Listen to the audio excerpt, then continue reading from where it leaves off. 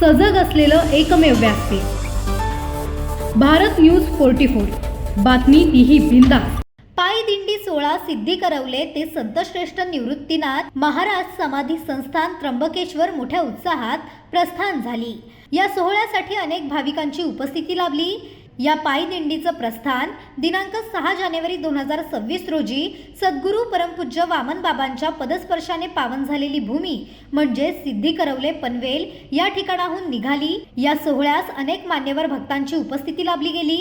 हरिभक्त पारायण गजानन बुवा सिद्धी करवले, हभप संजय महाराज मडवी, सिद्धी करवले कैलास महाराज करवले, काना बुवा करवले, बळीराम बुवा पाटील, पदू पाटील, सावळाराम बुवा करवले, दगडू महाराज विणेकरी, वासुदेव बुवा घोट, अशोक महाराज पाटील, तळोजे हरिभक्त पारायण बाबूशेठ महाराज उसाटणे, हबप नारायण महाराज उसाटणे, हबप बालकृष्ण महाराज पाटील उसाटणे, सुदाम महाराज हिलाल उसाटणे, हरिश्चंद्र बुवा उसाटणे, जनार्दन पाटील बुद्रुल, धर्मा बुवा पावशेर, इथलं मान्य सरपंच शिवाजी पाटील उसाटणे, मान्य उपसरपंच योगेश मडवी उसाटणे, मान्य यशवंत मडवी उसाटणे, मान्य दैवत पाटील उसाटणे, मान्य रघुनाथ बुवा वाडी इत्यादी मान्यवरांची उपस्थिती लाभली।